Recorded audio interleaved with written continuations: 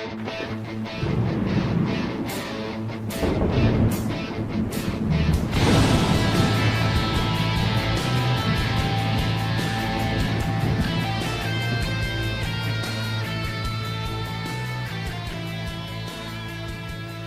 out there. Welcome to the No Shit Cast. I'm your host, Matt Frazier. Your co-host tonight, the Grey Wizard of History himself, Mr. Eric D. Smith. Hello. And on deck to talk to us about her art and her work, Cat Hall from Dissonance. A little bit of housekeeping tonight. We found out today that we are now officially the flagship podcast for the X Factory Creative Network. Fantastic. It's kind of an honor. We've been working with the X Factory for a while now. They've been doing a lot of promotion and stuff like that for us. We've been working with Tangent, and it's been very good for us. I think our view count's up like 900% or some ridiculous thing since we started working with them. But big shout out to Tangent. Thank you so much for all you do for us, bud. And I would like to encourage anybody that's hearing this, if you get the chance, go check out the X Factory. Especially if you're an artist, if you're looking for someone to collaborate with, or if you're looking to get some exposure, it's a great tool for you to use, and it's a wonderful community. So on deck, like I said, we have Cat Hall from Dissonance. She's here to talk to us tonight. How you doing tonight, Cat? I am here. I'm existing. I'm doing pretty good. Thanks. It's what's the saying? Any day above ground's a good day, right? Yes. Right. Although it is pretty cold up here. Yeah. We actually had a really warm day today. It was like 62. Yeah, I was looking at the temperature there, and you're like going to be down to like 45 at the low, right? Right.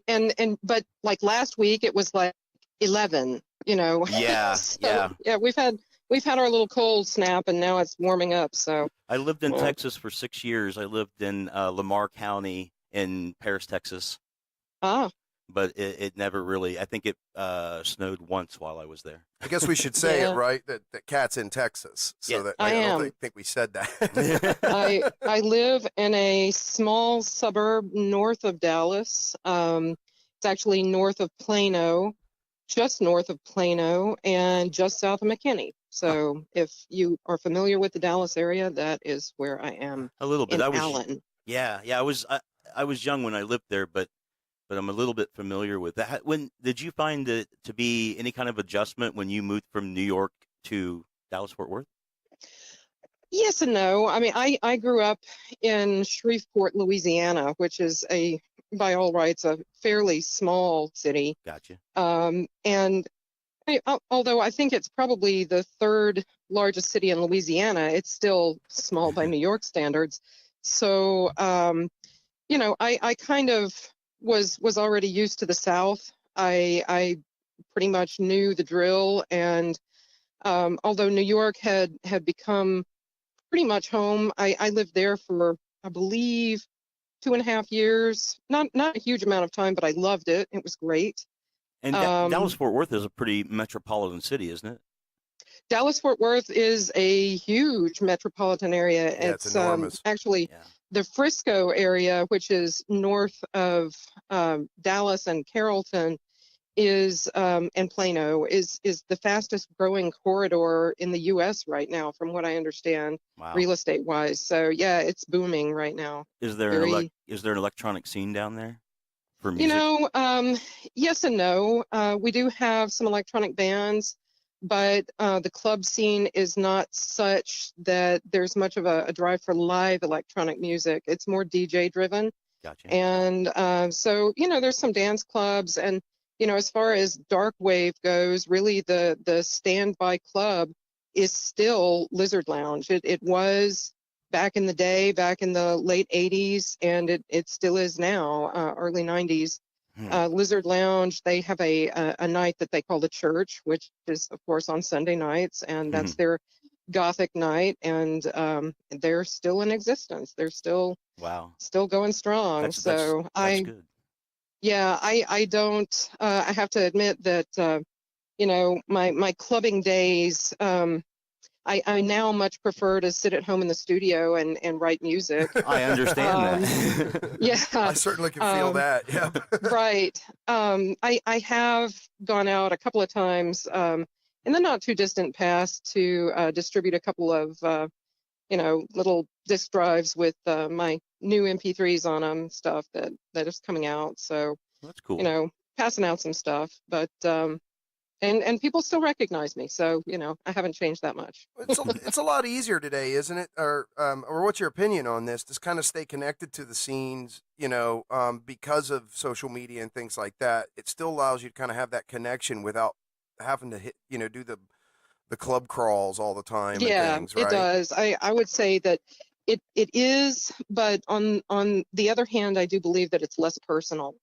When we were, when Dissonance was actually like right when our first album came out, and even before then, when we were, just playing around a lot of clubs on the Dallas scene, we touched hands with a lot more people. We seemed to interact with a lot more bands, and it was just more of a circuit. But now it's very much a studio element. That's pretty much how it's been, especially because my entire last album was recorded with somebody in Arizona, so whom I've never met. And that's that's Justin Burning. Justin Burning, right? Okay. Yeah, never met him, and Wow. We've gotten along famously and seem to have a chemistry, as far as the music goes, and so that's worked out very nicely. And even before then, I had started. I'm getting ahead of myself. That's okay. But I had started working on the third Dissonance album with David Sabrin, my original co-writer for the first Dissonance album and for Reincarnate.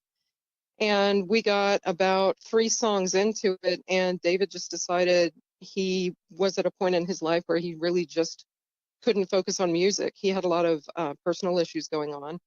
And so he decided that he was going to bow out. And so Dissonance became my project. And I was kind of stuck holding the bag trying to find somebody to work with, because I am a lyricist vocalist.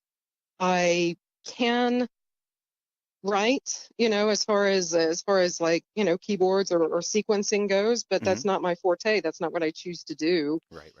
So I really enjoy working with a co-writer or a producer. And so I, basically hit the pavement looking for that. And the first person I came across was in Brazil.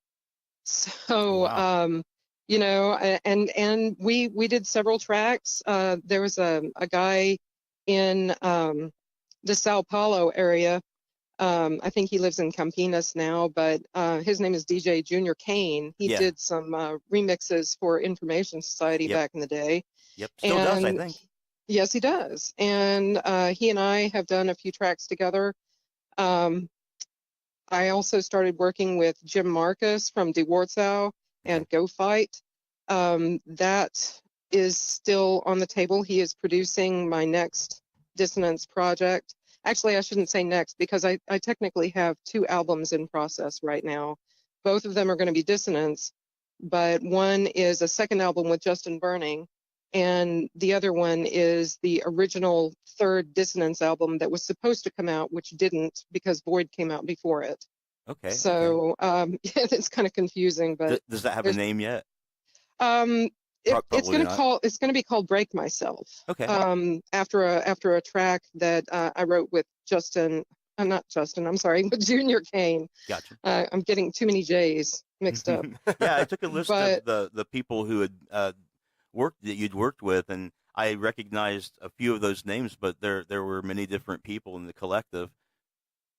Yeah, we've got lots of people that we work with, and that's something that's there's strength in numbers. I mean, there's so many talented people out there, and that's just one of those things that I realized. I was like, why be insular? Why not just kind of reach out and Yeah, it makes every album different too. Like when you listen to each album, they're definitely distinct, I think, in the emotional range of those albums. Right. I find just personally, Come to Mama to be very whimsical and playful. Yes, it is. and as opposed to Void, which is extremely serious content. Let me take you back. I'm just curious, when you were growing up, what was your first interest in music? Like, when did you first start singing and realizing that you had a voice, such a beautiful voice that it is, and start utilizing that and realizing that? Was that like in school or anything, or how did that come about for you? It was as early as preschool. Wow. I remember being involved in school productions, growing up through the years, being in choir and going to solo festivals, competitions, which, I usually did pretty well. And, that was junior high and high school. And, when I graduated high school, which was in 1988, I met a guy. Well, I had already known him, actually. He went to the same high school, but he graduated in 84. His name is Bob Durham. And Bob, had a lot of drive, to be a musician. He's a saxophone player and keyboardist. And, he's a very successful producer in his own right. He owns a company now called Duradero Drums.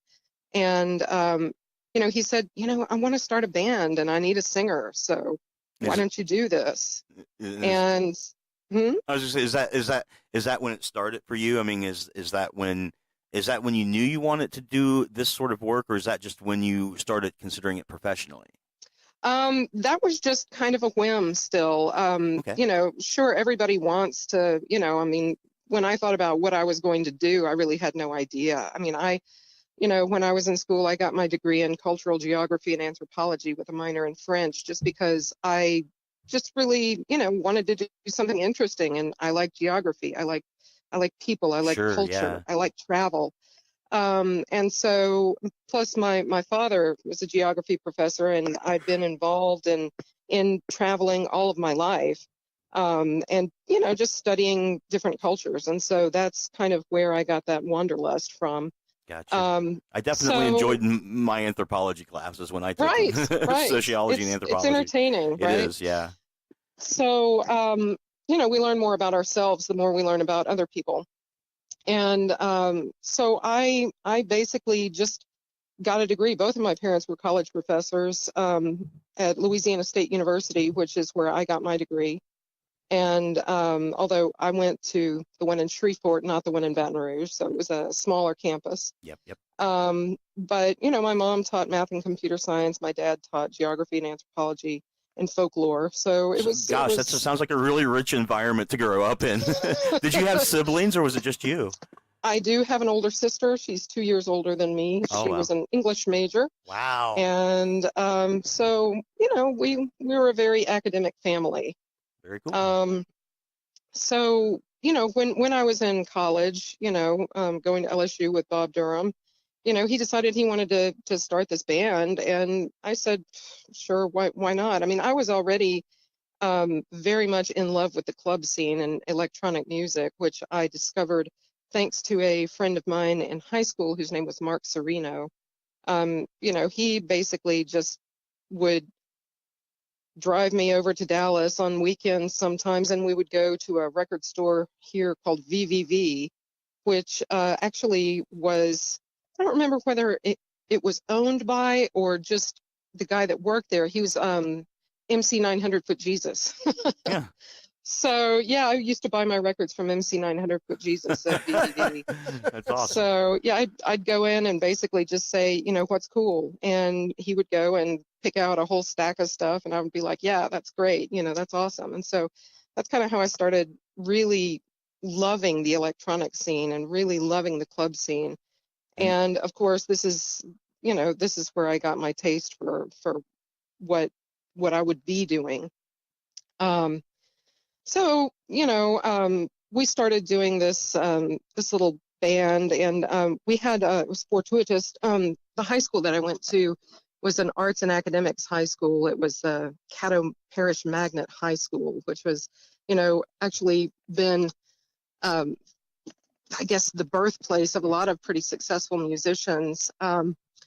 Brady Blade was our drummer, and he's done a lot of production work and been just a real success in his own right. His little brother Brian Blade was in my class, and he's on Blue Note Records, and does a lot of jazz and just amazing artists. Amazing artists have come out of this high school that I went to.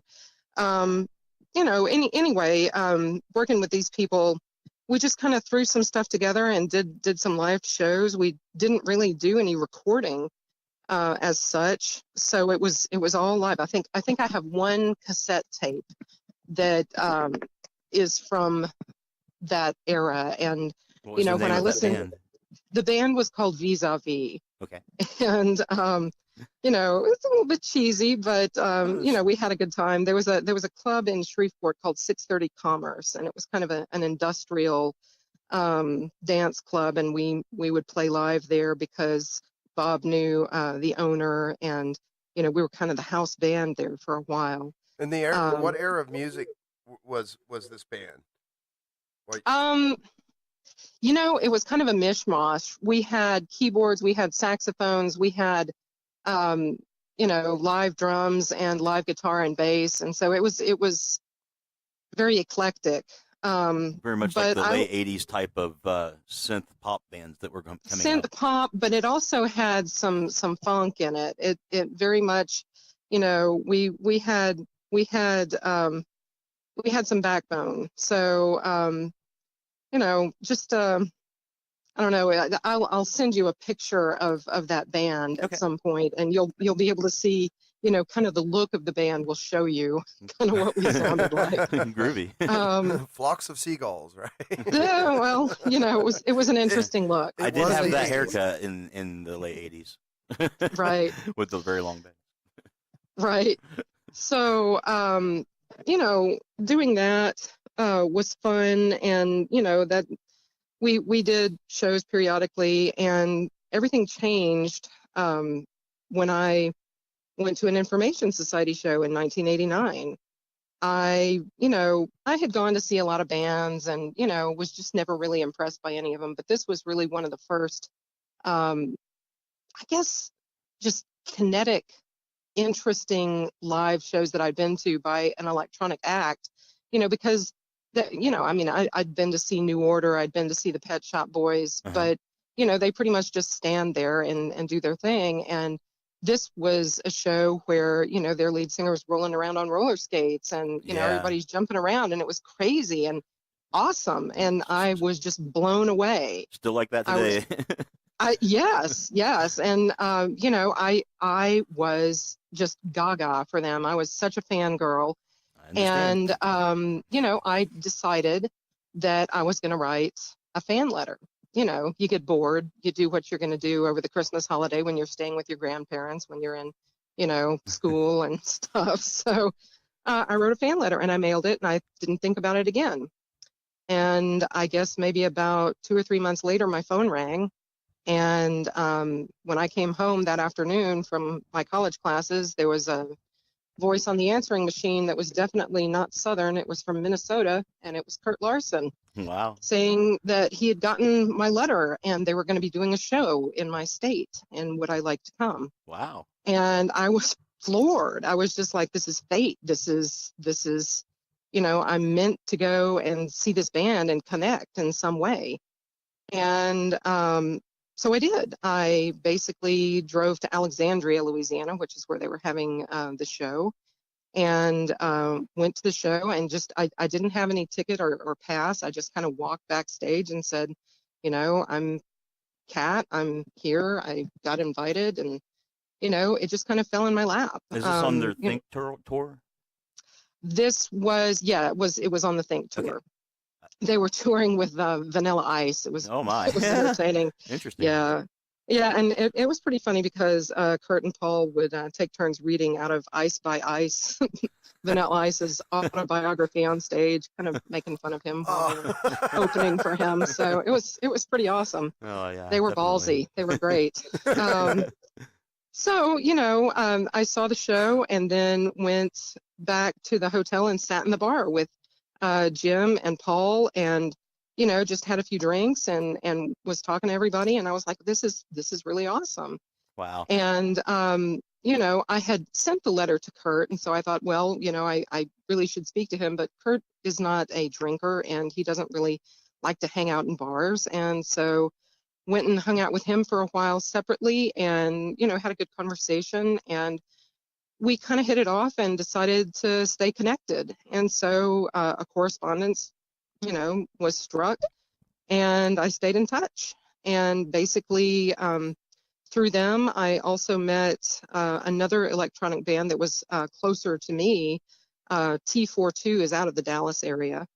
And so Will LeConto and Jay Gillian are the duo there. And, I got to know them pretty well. I basically just walked back, to their backstage when they were playing one time. And I said, hey, I know your producer, Paul Robb. I've met him, and they were like, oh, cool, whatever, They just thought I was supposed to be there. Nobody ever told me I couldn't walk back there. So I just did. It was entertaining.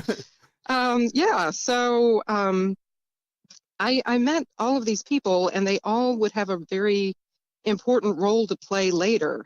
At the time I was still in college, and then I went to grad school at UT Austin for a semester, and I just decided, that was not what I wanted to do. After a semester of being kind of pent up in a dormitory, I said, I need to do something different. I need to travel. I need to, be in a different place, a more industrial place. Austin is a very crunchy granola kind of town. Don't get me wrong, I love Austin. It's a great place, but just not for the me place at the to be time, for what you want to achieve. it wasn't what I needed at the time. I love it now, and it is a great music town, but I wanted something a little bit more toothy, I guess. So I moved to New York, the city where the weak are killed and eaten. And let me say real quick. Let me interject here at your move to New York and say, well done with all of that. I talked with Kurt, but I was so much worse at how I went about it and intrusive. Just not in a mean way or anything, but just in a dumb way.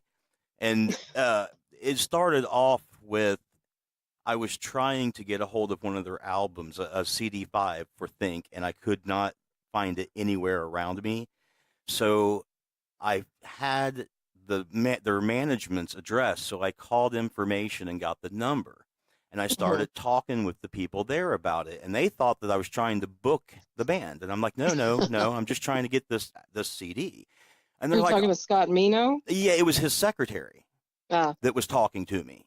And so they ended up sending me in the mail the CD5 and the cassette for Think for free. Isn't that nice? Yeah, it is. It's so nice. And I continued to talk with her a little bit. And then when they released Peace and Love Incorporated, you know how there was the track at the back that you could print out on a fax? Mm-hmm. Okay, I couldn't figure out how to do that, because I wasn't able to do it, didn't have a way to do it. So I called that secretary again, and she gave me a memo that Kurt had given her in case anyone had any questions about this. She sent that to me. It had his phone number on it.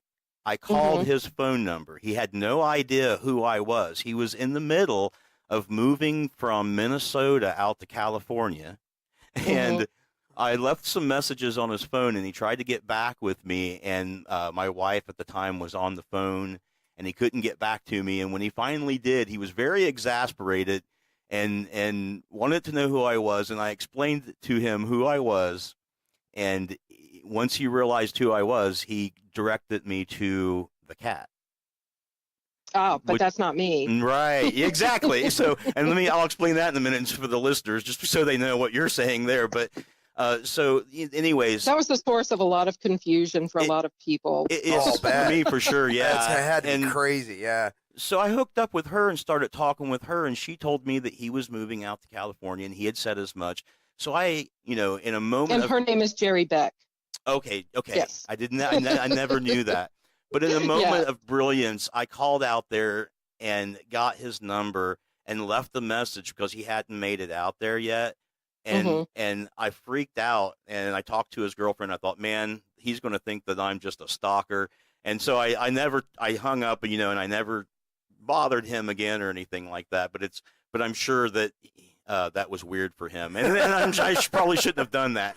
But I just wanted, when I did get a hold of him, I just wanted to say, hey man, I just wanted to tell you how much your music had meant for me. I was talking with Matt about having you on. I'm really happy to have you on the show because, I've listened to your music, I think, since 2002 thereabouts.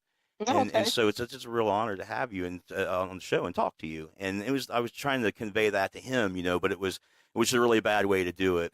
But at any rate, later on, I reached out to Cat Hall here to talk with her because I thought she was the cat.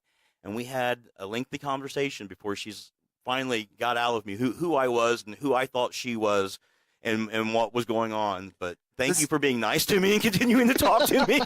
Because there seems to be a little bit of a trend here with you, but I think we might have to maybe some counseling or something. I don't know. Yeah. So the funny thing, and I'll get to more of that because things started kind of snowballing for Dissonance, which hadn't even been thought of yet when I moved to New York. So I basically had to find some way to get out of Shreveport, which is where I grew up and where I was living. And when I finished graduate school, or when I decided to not finish graduate school, let me put it that way, I went back to Shreveport and I kind of sat around for a month or two. And I said, you know what, I'm going to move to New York City. And the easiest way that I could think of to do that with no money and no job at the time was to get a job there. So I became a flight attendant for American Airlines, and I flew out of JFK, and my normal flight routes were Los Angeles and London from New York. And so, I was there about half the time, and, sometimes I came down to the Dallas area, and basically it was just kind of an excuse for me to go to New York and start clubbing. Right. So, it was a great time to go to Limelight, and then I would go to, clubs in London, clubs in Los Angeles, my friend and co-writer Bob Durham had already moved out to Los Angeles. So, I was kind of touching base with a lot of different places, a lot of different clubs, and, getting a feel for more of the music. And you're right, boy. New York is an anvil. Yeah. That's I travel there often for business, and I've told people this. I'm like, there is no such thing as a bad restaurant in New York City. It does not exist, because if it does, it's out of business so fast because the competition there is just brutal. But it's an amazing town, but holy cow, is it harsh. Right. So, I moved up there, and, of course, when I was up there, Kurt was on tour in Brazil for most of that time. So I hardly ever saw him. I think I saw him maybe 2 or 3 times when I lived there. And then, of course, when he finally got back from tour is when they decided that, they were going to take a hiatus, and he was going to take Information Society, and he was going to move to San Francisco. So, I was still in New York, and I was going back and forth, across the country. And I went to Dallas a couple of times, and I met some people in Dallas, David Sabrand, my co-writer for Dissonance, and another crazy cohort of his, Tommy Mack, who was working at Brook Mays. He was a keyboard salesman.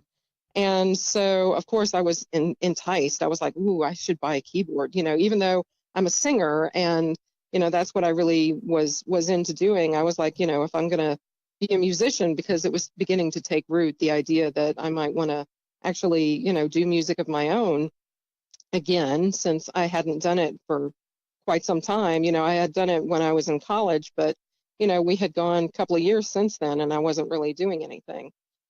So, I started a band with David Sabrand, and we started coming up with some stuff that was pretty good. And at the same time, Jerry Beck was communicating with Kurt on Control-Alt-Delete, which was a synth pop magazine / fanzine for Information Society. But it was a collective of a bunch of synth musicians that were in and around Texas, that not just Texas, but a lot of us were in Texas. There were some other bands like Anything Box that was out of California, and then we had some some other bands that were in different areas, like Sister Friction was out of Minnesota, and I think he was calling himself Racket Club at the time. But there's a lot of bands that were around the country, and basically Kurt and Jerry Beck put this thing together, and it was a great little synth music collective. And they started putting out compilation CDs. And so, David and I were like, oh man, we got to be on one of these CDs. We got to do this. This is great. And so we started kind of gearing our stuff and writing, and we were featured on, maybe, let's see, I've got them on my wall here, like three of them, 1, 2, 3, I think 3 of them. Wow. And then there were a couple other compilation CDs that we just happened to be on at the same time, that came out at about the same time. But basically through these, Paul Robb started listening to some of the tracks that were coming out, and he was in the midst of deciding to start Hack Attack International, his record label. And so right at around 1995, 1996, I'm at home in Texas, and somehow, I don't know how, but he got my phone number, and he calls me up and he said, this is Paul Robb. I'm starting a record label, and do you want to be on it? And I was just blown away. I was like, here it is. It's fate again. Wow. Calling me and telling me that I'm supposed to be working with these people. I'm supposed to be doing this. And it was really cool, because, I had been in contact with Kurt periodically, but I never had really gotten very close with Paul or Jim. And so this was an opportunity to get to know Paul, and I was very excited about it, because I was still such a fangirl, and, he is super talented, and just really, I just love the edge that he brought to the music. And so, basically he said, well, put together, about 10 tracks, and then we'll find a time for you to come up to Minneapolis, St. Paul, which is where he had his studio at the time, and we'll record an album. And I was like, wow, this is so cool. So essentially that's what David and I did. We got music together, and David flew up for 2 weeks and recorded the music. And then I flew up 2 weeks after that, and it was right over Thanksgiving when I went there, right after Thanksgiving. It was right near the holidays. So it was really cold, and I had bronchitis, and I was supposed to record my first album with bronchitis in Minnesota, where it was really butt cold, and probably dry. We did it. Yeah. We did it. It was, it happened, and it worked, and I had the best time. And Paul is a riot to work with. I love working with him, and it just that he made it so easy. He made everything look so easy, and I learned a lot. Although a lot of it was smoke and mirrors. I mean, I learned some vocal technique. I learned some production tips on how to record vocals. But as far as, the actual recording process, he was pushing all the buttons. So he was very much the producer of the vocals for our first Dissonance album.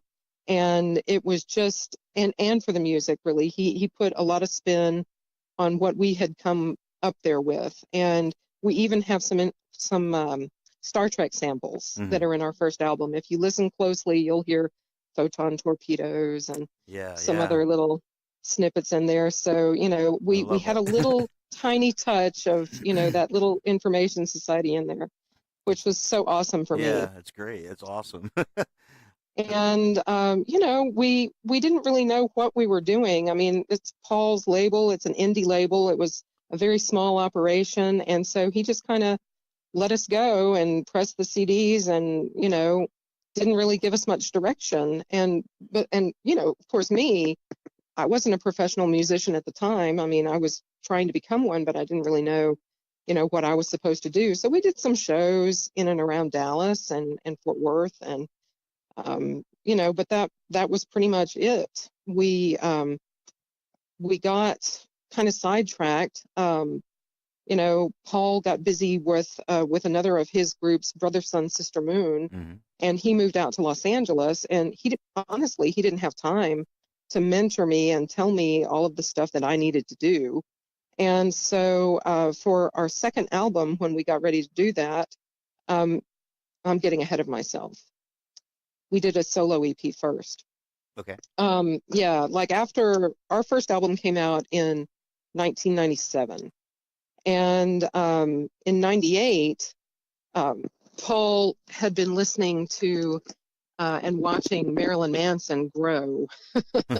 And he was like, oh, this is a new thing. This is something, we should do something aggressive. We should do something a little bit more, edgy and, would you like to do that? And so he sent me, some demo music. And I was just blown away. I was like, oh, this is going to be awesome. This is going to be cool. And I can be a little bit more aggressive because I like to be a little bit more experimental with some of my vocals. Mm-hmm.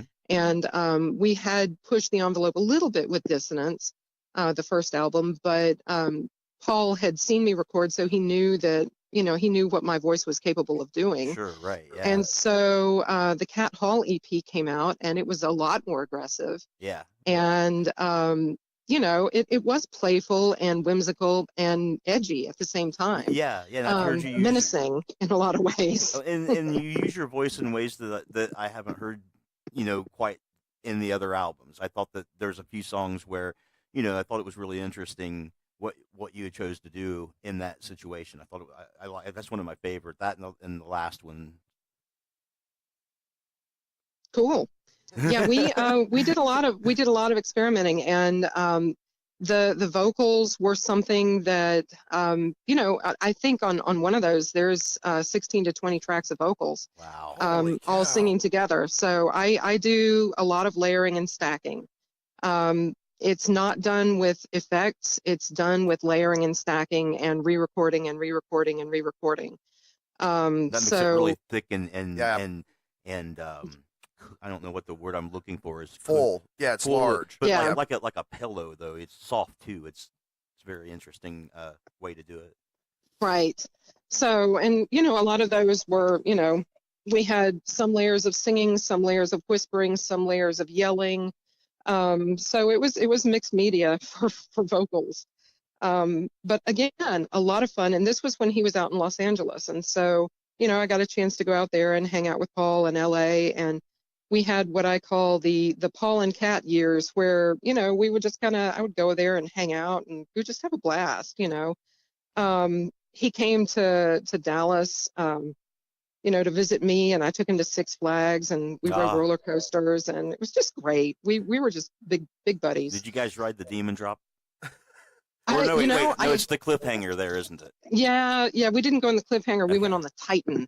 That was the new scary roller coaster, and Paul told me later he was just about to die on that thing. He was like, I had to do it because it was the manly thing to do, but it was terrifying. Yep. So yeah, that was a lot of fun.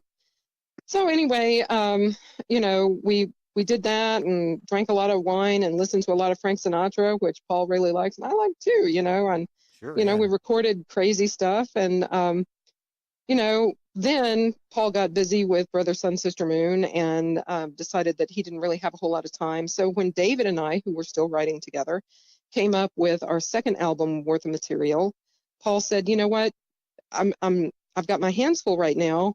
Maybe you can find another indie label to go with. And so that's what we did. We looked around, and I had met some other people at the time in a group called Oniroid Psychosis.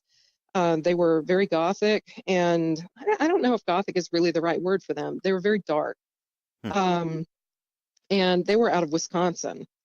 And they were on another record label, Cop International. But they referred me to a friend of theirs, Christy Venrick, who had her own label, Nilaya Records.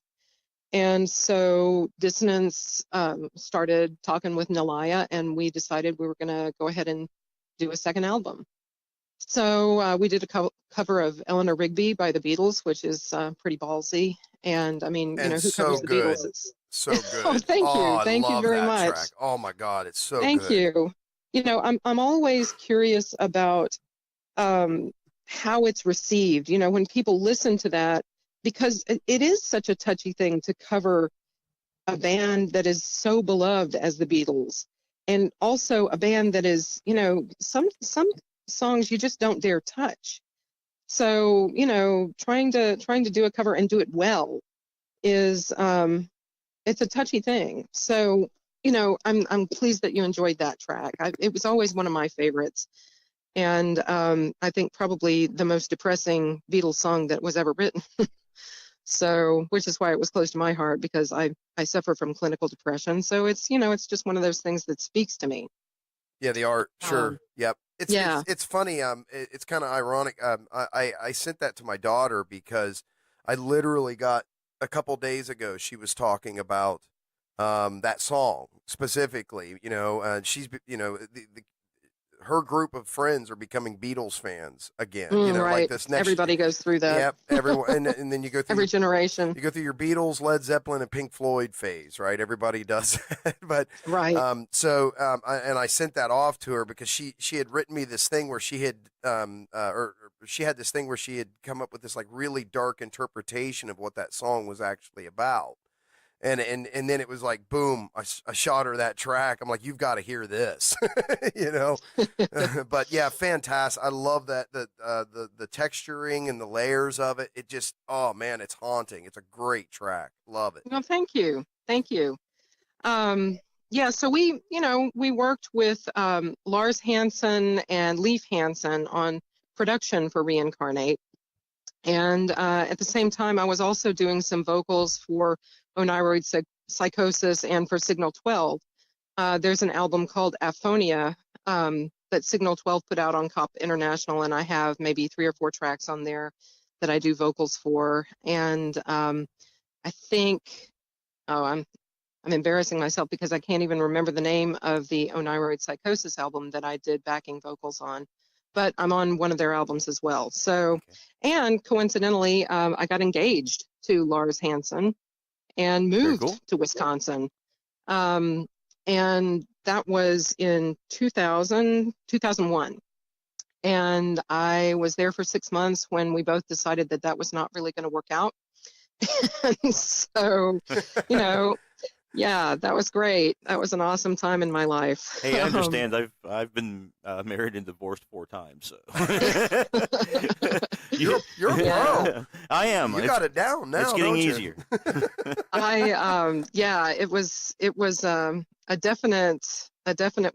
We actually didn't get married. We were just engaged, but I had quit my job and moved up there, and I was 100% invested. And, he told me, he was like, you dove in with both feet, and, me, I was maybe, 40%. And so I was like, wow. So, I had a lot of anger after that for a very long time. And I basically stopped writing. I didn't want to listen to music at all. And I was just, really, I don't want to say suicidal, but pretty much, yeah, I was suicidal for quite some time, probably about a year. And love can be trying. Yeah, it was very bad. And so, I kind of dove into my day job. I had started working at Texas Instruments, and I had worked there before when I lived in Texas, and so I went back and I got my job back, and basically decided that was going to be my career. So I became a supervisor there and worked my way up through the ranks, and was in management, and that was my life for quite a while. And I missed doing music finally. It was probably about 2005. Somebody met my sister. My sister was a member of a barbershop chorus, a women's barbershop chorus. And there was a guy that was looking for solo singers. He was going to start a band, this guy whose name was Abid Hussein. And basically he called me up and he said, your sister gave me your number. I hear you can sing. I want to start a band. And so this is where Chlorophyll was born. Abid basically went under the name Nebulae. And, he had several albums out. He's a producer in his own right. And so we started working on my Chlorophyll material, which I still think it's very viable. I think it's really good. I explored a lot of a softer texture with a lot of those tracks. And we also covered some of the Cat Hall EP. We did a cover of Bitter, and we did a cover of Step Off. Okay. So and they turned out really interesting. They turned out to be really, really awesome versions. And you can still get Chlorophyll on Bandcamp. I was going to ask. I that's the only thing that I haven't actually heard, and I wasn't. You said Bandcamp, okay? Because yeah, it is on Bandcamp. Okay. Yeah, because I got and Void I from think if you Bandcamp. look at my my website, there's also a link to it somewhere. I know there's a link to it on my SoundCloud, and there's a link to it on my Facebook page somewhere. If you scroll, 5 million messages down, you'll find it. Oh, okay. So it's not like in the bibliography area. Okay. Yeah, you'll have to Gotcha. dig for it. Yeah. I will. So, but I think there is an actual link if you look at the SoundCloud links. If you look at my SoundCloud page and look at the links on SoundCloud, I think there is a link to Chlorophyll. Is it available on CD? Uh, What is and is not, if anything, is available on CD? Because a lot Well, of you people don't can do it get- anymore. Yeah, the first CD is out of print, but you can find some copies. Actually, somebody told me that they bought a copy recently, and they saw one for $400. Wow. So I was like, Wow. wow, because I never made any money off of the first CD. I mean, we sold some, and so I made that money, and we made some money from shows, but Paul didn't. It wasn't really meant. It wasn't designed to make money. It was designed to be kind of a professional demo, kind of a, you're on Hack Attack, and then maybe you'll get picked up by a bigger label. That was kind of the idea behind it. But he only pressed like 2,000 copies of Dissonance, and so it is rare. I mean, there's some copies floating out there, and you can get some used for fairly cheap. But if you find one that's still sealed, that's Keep it sealed. Yeah, right. pretty rare. Keep Yeah, it it's sealed and pretty get a hold rare. of you and ask you very nicely if you'll autograph it. Right. Yeah. Actually, somebody called me the other day, and they found a brand new sealed copy, and they want me to sign it. So Oh, that's awesome. Yeah, that's They're cool. coming into the Dallas area, and they're going to get a hold of me, and I'm going to Fantastic. sign it for them. So Awesome. yeah, it's pretty cool. Who knew, right, that it would be actually worth something to someone, because tell you the truth, It I mean, is. Dissonance is, we're like the best kept secret of dark wave music. I mean, Yep. It's kind of funny because I'm very humbled by all of the reviews that I read. They're very generous, they're very gracious, and very complimentary, and I'm always very warmed to read these things. And then I always look at, nobody knows who we are, though. Yeah. It's kind of like, we're very underground. So, and it's a blessing and a curse. Everybody wants to be successful. But at the same time, I've been able to do things with my music without anybody saying, "Oh, you ruined the sound." Or, Yeah, and I you're love supposed that. to sound like this. Yeah. So we have changed our sound considerably many times. Reincarnate was very different from Dissonance, Mhm, and Void was completely different again. Yep. But I'm getting ahead of myself. So basically, I worked on Chlorophyll, and all things come to an end, and Abed decided that he needed to pass the bar and become a lawyer, and he also had a 7-year-old child, and he really just didn't have time to do music, and so he moved to New Orleans, and that was the end of Chlorophyll. We have thought about doing some collaborations long distance, but that hasn't actually transpired yet. It may in the future, because I really enjoy working with Abed, but it's not on the table right now, so that's okay. So I had gotten my feet back into doing music, and was kind of looking around, and I was still in management at Texas Instruments, and basically got sucked back into the corporate world, and just yeah. living life, and pretty much until I got back in touch with Kurt, probably in 2015. And Kurt sent me a copy of their newest album, Hello World, and he also sent me some of their Orders of Magnitude album that they were working on at the time. And I listened to it, and I just got Got chills. the I urge. got bit by the bug again, and I Yeah. was like, I need to be doing music. I need to be writing music. It's what I really want to do. It's what I love doing. It's an outlet for me. It's a passion, and it's therapy for me also. And I can see how It's those two albums would rekindle that, because both of those albums had qualities of their stuff from long ago, but still sounded fresh and had a lot of new yes, I aspects to it. loved Hello World. I thought Hello World was just perfect. Yeah, I thought it was agreed. really good.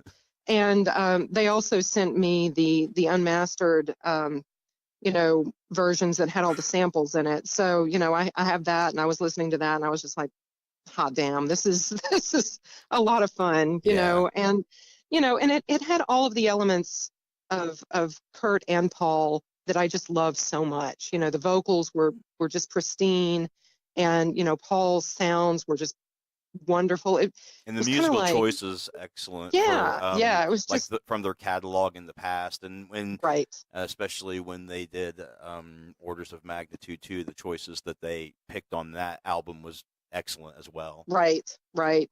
So, just listening to that, I kind of turned a little green with envy and was like, yeah, I need to be doing this.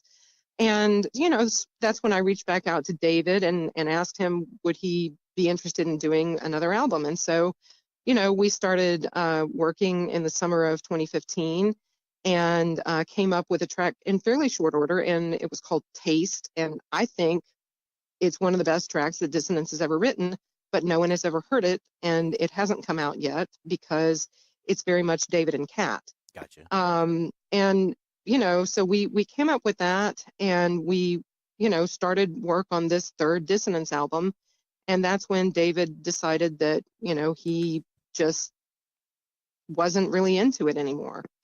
And I'd already spoken to Paul, and Paul had already said, if you give me a third album, I'll put it out. And so, and this is sight unseen. He hasn't heard any of it, and I was like, I can't let Paul down. Not that it would really be heartbreaking for him, but it would be heartbreaking for me. Yeah, sure, yeah.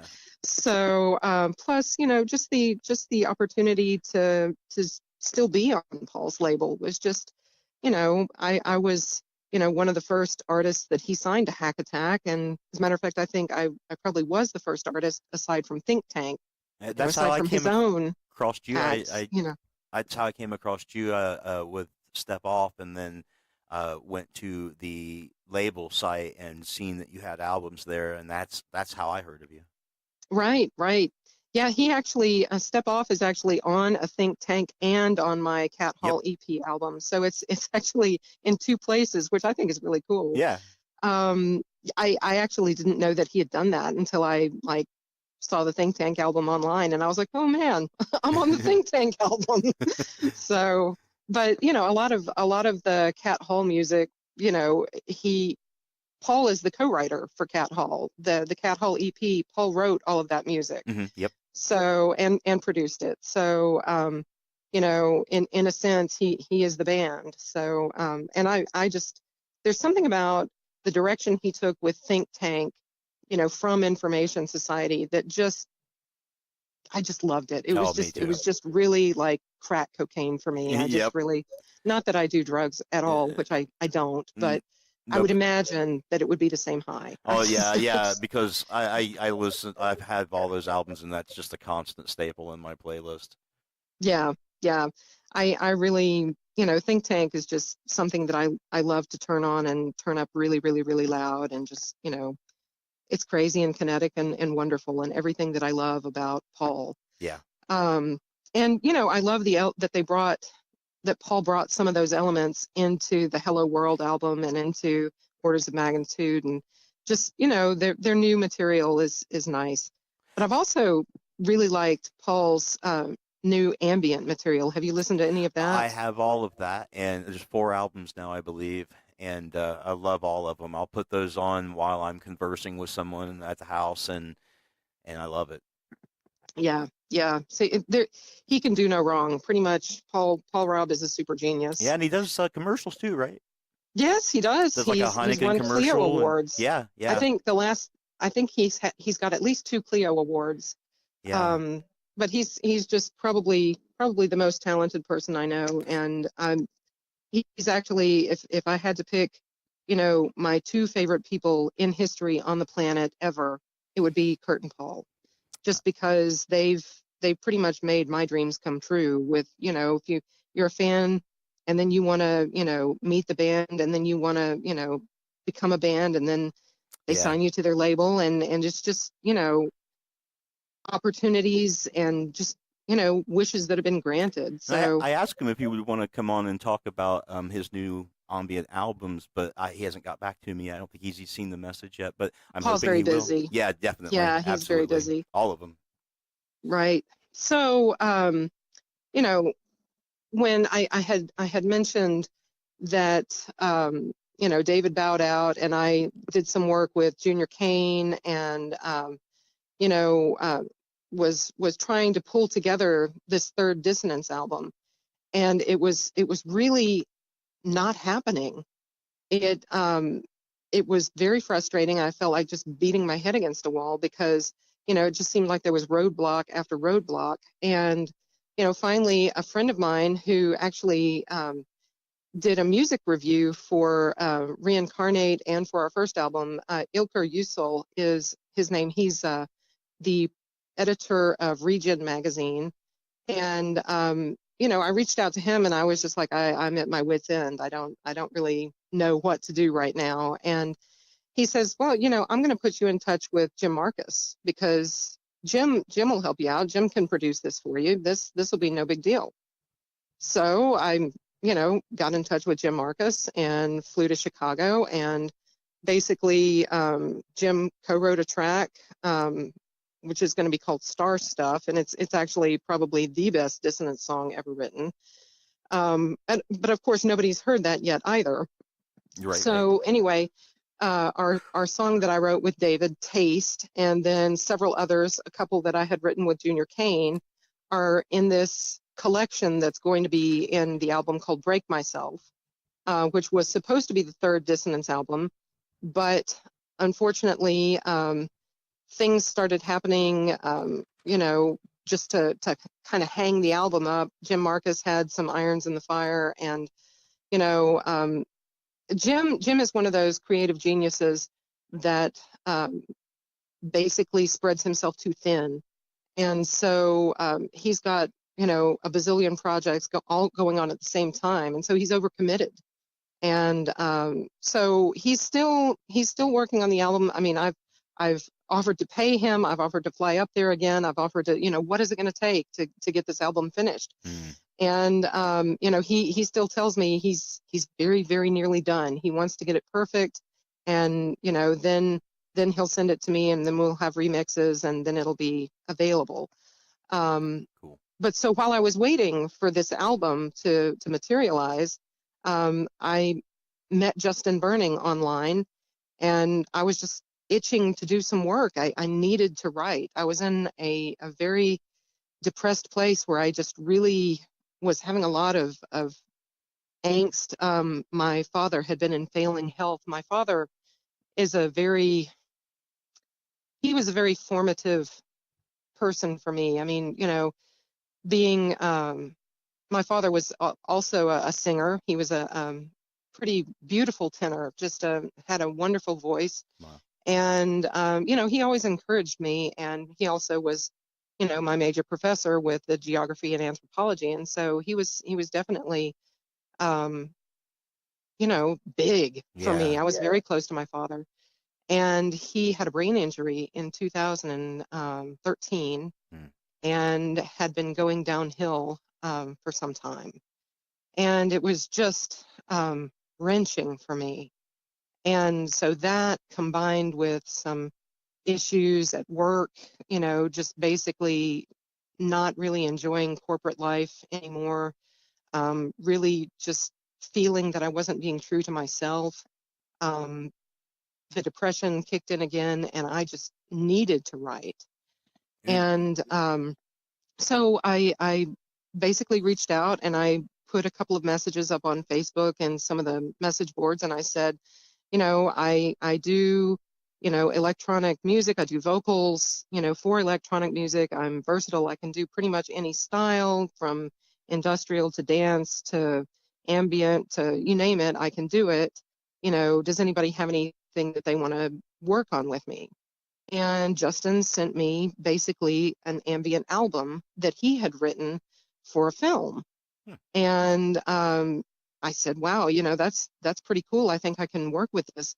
But then, as I was listening to it, a lot of it was in, crazy time signatures. Like we've got something that's in 7/8 time, and, just really strange keys and Really progressive. Yeah, it's it was a challenge. And so but it really pushed my limits and made me work a little bit harder as a vocalist. And so you'll see on Void, there's a lot of angst and there's a lot of emotion in the vocals.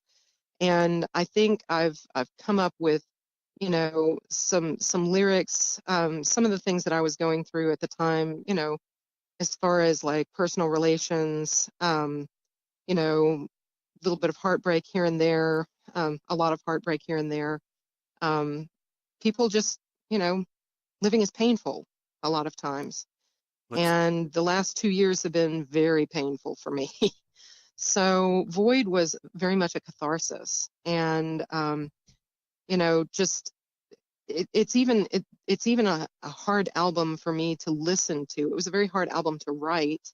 And, listening to it even now will reduce me to tears sometimes, just because it just brings back, it just rips the scab off of wounds. And I don't know if now's the time or not, but I had the phone in my hand where it's on my phone, and I was going to see, do you want to hear a track off of it a little bit? Sure, Okay, sure. Pick one. Okay. Let's see. I like this one. Just let me make sure I got everything set here.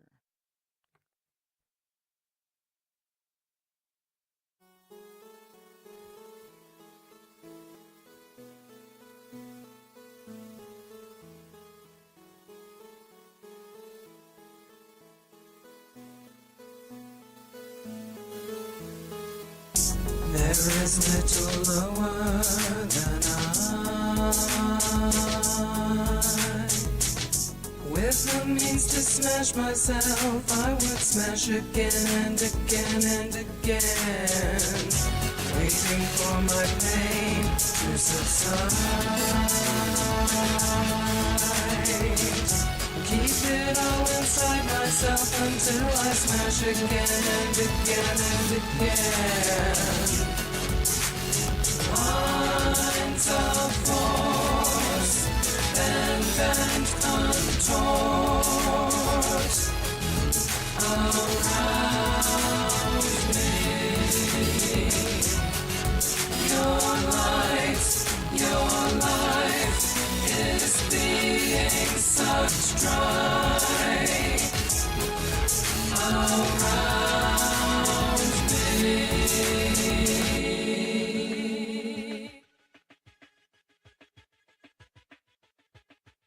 So the track you chose to play is an interesting one.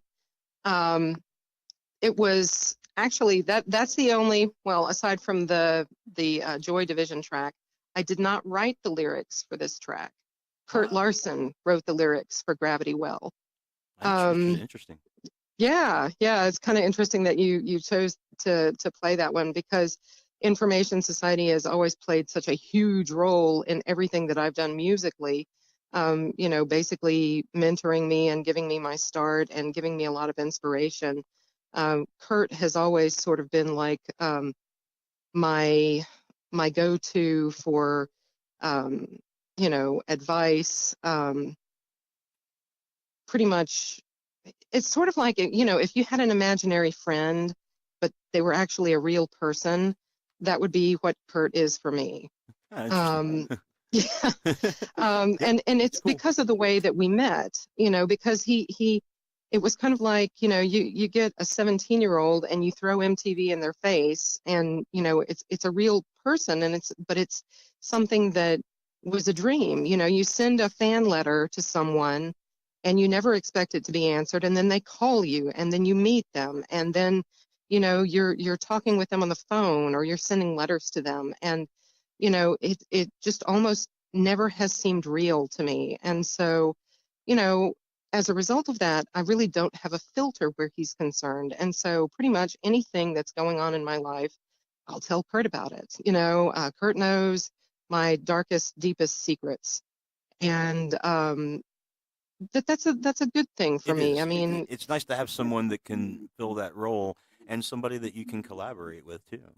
and in he's this way. very tolerant. I'll put it that way, because I do have a tendency, especially when I'm depressed, I lash out. And because there is no filter, you never know what I'm going to say. And so we've punched each other a little bit through the years, and but we're still. I like to think that we're very good friends. I mean, he is one of my very good friends.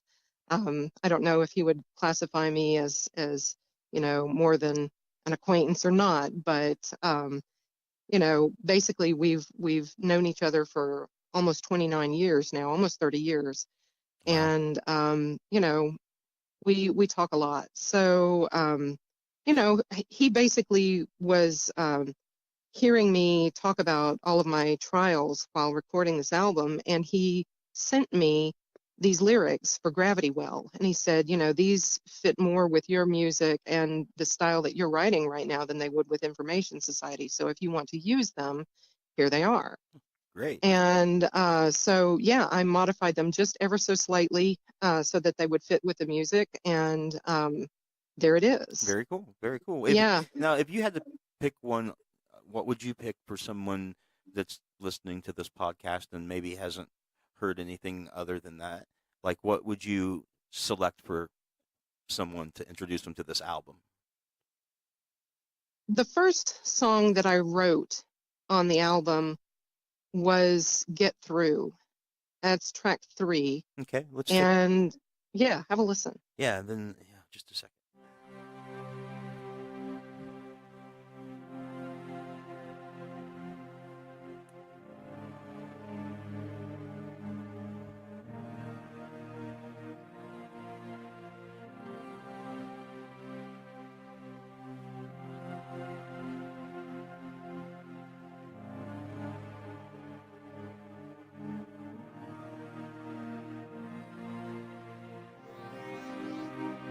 If it takes all night for me to get it right, I will give it everything.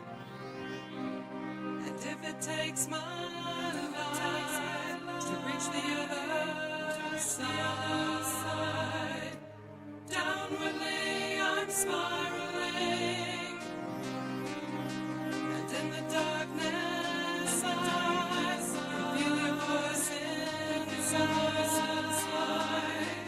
You can tell me anything. It's in you I confide. With all that is inside, you are all my suffering. I'll get through it. I'll get through it. I'll reach you. You're on the other side. You live inside my mind. I can't. So tell us a little something about that track. Well, if you listen to the lyrics, it's very clearly me speaking to my real life imaginary friend, talking about how they're my conscience, and I tell them everything, and I feel like I can tell them everything, but I'm spiraling down. I'm out of control, and I'm kind of losing touch. And it's a cry for help. It's a cry of just desperation. It starts out on a semi-positive, I'm gonna get through, I'm gonna be okay, but then reality kind of sets in, and we realize sometimes that we're not okay. And that's basically what the song is about, is that everything is not okay. And essentially, I was in a place where I was, talking to Kurt about things that were not going well in my life, and pain that I was having. And essentially what that is a letter to Kurt And about you've turned what's going on. you've turned that tragedy into something very beautiful too with this Thank you. song. Well, thank you. That's Yeah. very cool, man. That's very cool. And while you were writing this album, was there anything that was going on that was positive, or was it just bad when you were writing this? Pretty much everything has been bad for the last 2 years. Basically, it's been roadblocks and frustration. I've been really, really trying to succeed and get my third album out and basically feel accomplished, feel like I've made some headway on something. And just things were happening that it seemed like I was getting rejections, and things were falling through. David didn't want to work anymore. I lost a co-writer, and actually when you lose a co-writer like that, when somebody backs out of a project, David co-wrote my first 2 albums, and it really was sort of like a divorce. I really felt kind of betrayed in the middle of it. And especially because I was so invested in getting this third album done. I was very much, I essentially quit my day job with Texas Instruments. I had decided that I had enough of that. And so February of 2015, I basically told them, I can't do this anymore. And I quit. And I quit to start writing music. And so, when you end a 20-year-long career, because I had worked for them for pretty much 20 years, and you throw yourself into something and then it's not working out, you begin to question your motives. You begin to question everything. Yep. And, at the time, I was also dealing with a lot of issues with my family, my parents, my marriage. My husband has been going through a stressful time as well, because when you're a dual income family and all of a sudden your partner just decides to quit, that's not an easy pill to swallow. All of a sudden half of your income is gone, and you're kind of in chaos, and you're wondering, do we need to sell our house? Are we going to be able to live like we're used to living? What are we going to do? And, oh, by the way, both of my husband's parents died last year. And, my father passed away this year. And, now my mother is moving into our house with us. And, it's just been like just a perfect storm of tragedy. And, it still is. And I'm still, trying to reach out to Jim Marcus every day, like, can I have my stems for the third Dissonance album, which is now the fourth Dissonance album? Can I finish this work? Can I do this? Because the work that I've written, every song that you write, it's like a child. You've got a lot invested in it, and you love it, and you want the world to see this. You want it to succeed. You want it to come out. And, the tracks that I wrote with David for this, and also the tracks that I subsequently wrote with Junior Kane, are very emotionally charged, and they're very much dissonance, and I feel very passionately about them, and I really want them to come out. And, it's not Jim's fault, really, that he hasn't been able to finish his part. He's just had too much on his plate. And, it's been very frustrating for me because I love Jim. I love working with Jim. But at the same time, I can't take the project away from Jim because it will lose something. It won't sound the same. It won't have the same punch. Yep. And so I really have to wait for Jim. And,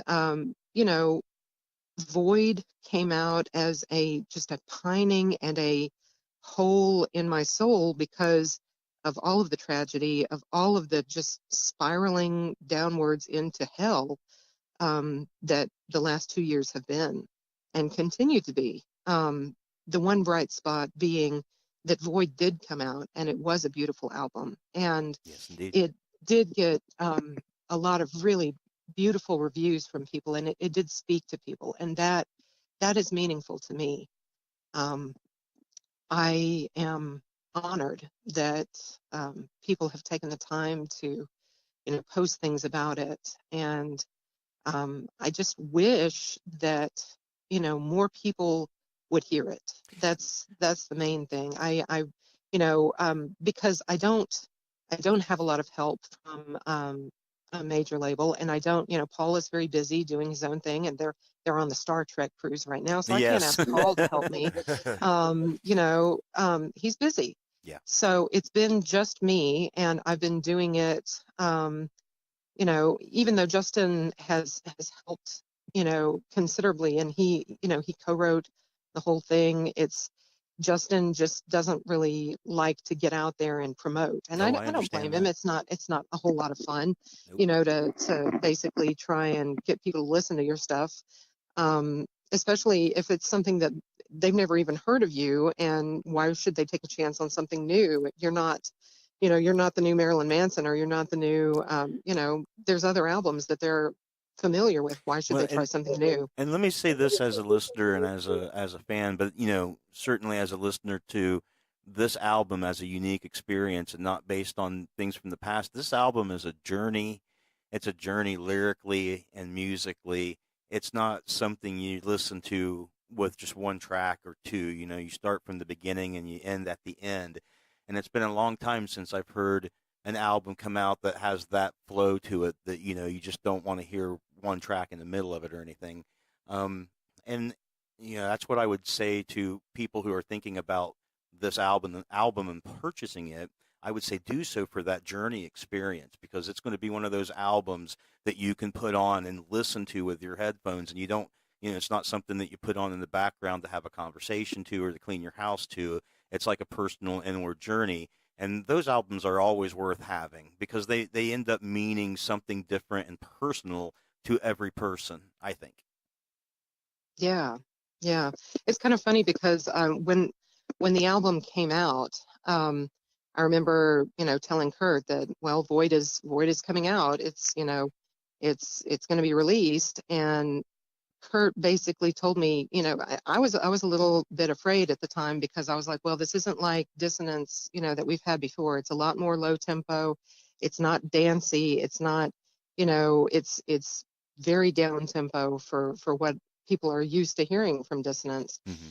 And, basically Kurt compared it to Don't Be Afraid. He basically said, when my album came out, it was a journey for him. It was a very important album for him. Yep. And he said, do it for yourself. Don't really care what other people think. This is an important album for you. And both of you guys stitched that all together with your voices. Like, you can tell there's a huge difference between Come to Mama and Void, but you tie it, there's still a common DNA there between those. And I feel that Kurt did the same thing with Don't Be Afraid.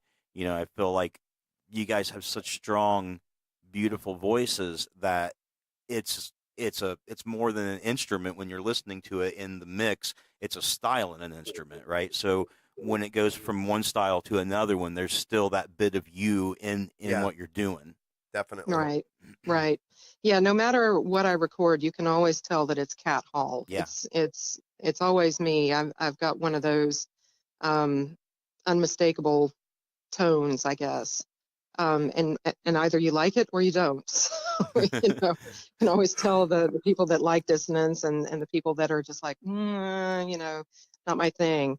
But that's one thing that really do attribute to listening to so much Information Society is I really loved the way that the vocals were recorded always. Yeah. And I loved the clarity. I loved the enunciation.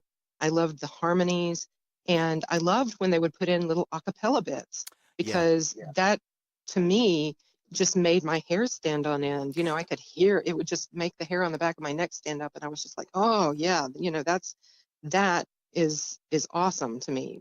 There's something about, you know, a voice when it's used well and the harmonies are perfect. Yeah. That just, you know, does it for me. That's one of the And things. Information Society always has. That's one of the things that pulled me to their music was in their first album was the thick choruses where people were singing a chord as opposed to just, you know, singing a note together or a couple of notes.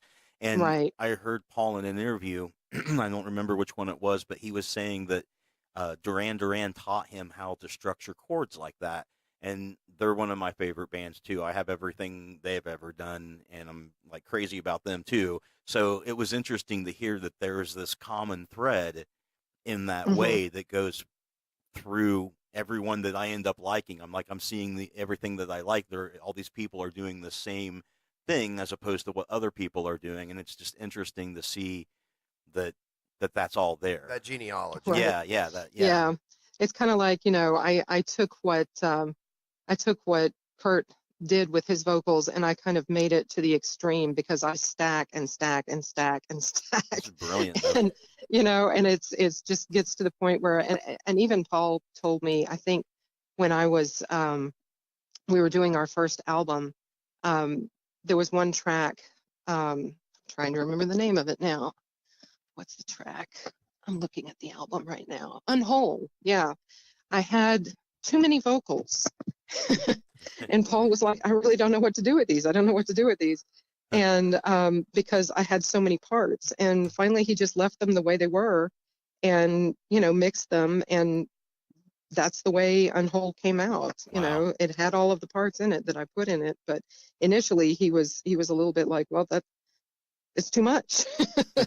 And even now, when I like, for instance, when we were getting ready to mix and master Void, there was a person that I was working with, and he offered to basically mix it for me.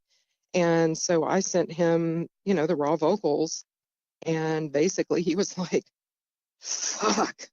He was like, you know, this is too much. He's like, this is, you know, he didn't know what to do with it, because you know, you send somebody, you know, 40 tracks of vocals, and you know, I sent him a rough mix of what I wanted it to kind of sound like, and he just couldn't put it together and couldn't get it where I needed it to go.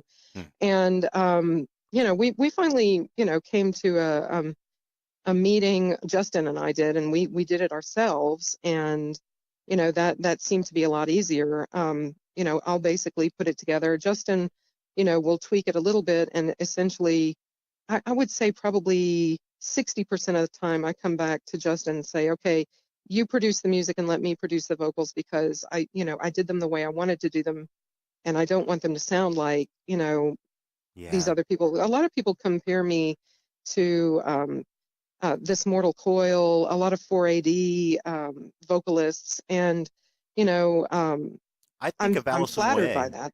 Yes, I've been compared to Alison Moyet. She's got a really strong alto, and she does a lot of harmony stuff, but she does a lot more. She's a lot more soul oriented than I am. I don't have soul. Yes. Yeah. Your voice is much more ethereal. It's really awesome. But I love Alison Moyet, and I you know, basically, you know, came up listening to Yaz and, you know, her solo albums, and you know, some of my biggest influences have been, you know, I listen to the Eurythmics. I like them too. I like Annie Lennox. You know, I like Liz Fraser. I love Cocteau Twins. I recently, for a side project, did a cover of Crushed by the Cocteau Twins, and it came out on a compilation, and it to me, it sounded, I was a little afraid to do it. It was kind of like covering Eleanor Rigby, because, you know, you're kind of scared to, you know, you're going to cover the Cocteau Twins. That's a little difficult. Liz Fraser is very, very hard to do. And I did it in my own way, and I didn't try to copy what she did, Right. but it turned out well. Yeah. And I was really pleased with it. And I had been working on some shoegaze material just because it was like a different avenue for me to take. But then, unfortunately, the co-writer for that dropped off the face of the earth. Huh. So that project will never see the light of day. And that is a tragedy, because it was shaping up to be brilliant. I find your voice to be that a great bridge, and as someone who I'm coming from a straight rock blues guitarist background, okay, Mm-hmm. and one of the things I love about both your voice itself, but also the unconventional way with which you record. I find both of those things to be a really amazing bridge for someone over to the electronic side of and synth side of music making. Personally, Yeah, I think I can see that. I just like the way it all because it's that it blends so well together, and like I said, the way that it's not just your voice, it's the way you record too. It's unconventional, so it fits. And Right. I just love it. It works. I love the way it works. Thank you. I'm very flattered. Do you think in the Yeah. future that if there's a longer wait on these stem tracks for what was to be the third album, Break Myself, do you think that you would do another Dissonance project in between with? Absolutely. As a matter of fact, I'm working on one now. Like I mentioned that I was doing another album with Justin Burning, Mhm. and it's been kind of slow going. A lot of it was written. Actually, one of the tracks was written the morning my father died, and I wasn't aware that he had died when I wrote that. But pretty much the time that I finished it, he had passed away. And just it's very emotional, and again, it's going to be a very raw, emotional record. It's probably going to be a little bit more edgy than Void. It's going to be harder than Void. I might do a little bit more. I don't want to say it'll be yelling in the same vein as Cat Hall, but it's going to be a little bit more aggressive than the vocals on Void. But it'll have that same kind of depressing slant to it, because let's face it, my life hasn't taken the upswing yet. So, but it will. It will. Maybe it will, and maybe it won't. We don't know. But you know, for the purposes of the album, it's going to be called Precipice. We've already picked good. out a title, I like and that. Yeah. Justin has already sent me, I think, 4 music tracks to do vocals to. So we're starting on that. Fantastic. And you know, Jim Marcus, of course, still says that you know, Break Myself is very, very close to being done. He's told me that, you know, they laid down some guitar tracks, which I didn't even know we were going to put guitar on it. But it's kind of interesting, because I've always been in charge of my albums. I've always been the driving force behind my albums. And now that I've taken it to Jim, I don't have any control over it. You know, I did the vocals, and that portion is complete. And I haven't heard anything since I basically was there in October of 2016. So It'll be you a know, surprise to you when you do. it will. It will be. Probably a And little scary too, given it is this is a scary. new. Yeah. It is scary. And I mean, I love Jim Marcus. I love Die Warzow. I love everything that he's done. I love his new material with Go Fight. You know, Pigface is fantastic. All of the stuff that Jim has worked on has been really good. So I'm not really, you know, I'm not worried that it's not going to sound good. You know, based on what I did hear from our collaboration that we worked on the week that I was there, I know it will sound good, but there's that back of my mind, just constant nagging that, this is my baby and I don't have control over it and I don't know what it sounds like and it's been a year and what the hell is going on? Right. And, and Jim works differently than I do. Mm. So, he is not as much a collaborator as he is a driver. And so he's going to do it in his own time, and I'll get the stems in my own time, and then I'll find people to do remixes. And then once we're, over that hump, we'll have to master it and put it together and send it to Paul, and Paul will put it out. Cool. It will happen. I fully expect it to be on Hack Attack. Good to know. Jim has his own label, but basically, I had already talked to Paul, and really, based on my history, I love being on Hack Attack. It's home, it's it's where I like to be. Right. Yeah. So, and he's got another artist on there now too, right? Just 3, him, you, and another, right? oh yeah, Paul has several artists on Hack Does he? Attack. There's Information Society is on Hack Attack now. Oh, okay. Then Falcotronic is also on Hack Attack. Falcotronic is an awesome kind of glitchcore project. Yeah, I have all the albums. Zeke Prebluta. He's really, really fantastic. And super great guy too, and is also now a member of Information Society. And a huge Star Trek fan and on the boat, right? Right. We had a kind of a running joke, Kurt was saying that because he's won Star Trek, because not only did he get to use the Leonard Nimoy sample of, Pure Energy, but basically, they've been the Star Trek sample kings, and now he's on the Star Trek cruise, and he's getting to meet all of these people, and, he's worked with some of them in the past, and, that's awesome. so it's really cool. And he's saying that he's saying that he won Star Trek, and I was like, well, I won Information Society. Right? Absolutely. I got all of this, I got to meet you, I got to do the music, and I got signed, and, but Zeke kind of beat me out, because not only did he get signed, he got to be a member. He also got to be in the band. So, but I mean, I have gotten to be on stage with them before, once or twice. They did ask me to do kind of guest vocals when they came through Austin and Dallas, and so I've sung on stage with Kurt and Paul and Jim before, and it's been a lot of fun. And actually, there is a possibility that Kurt and I might do a collaboration sometime in the future. I think our vocals would sound fantastic together. I think it would be really, really cool.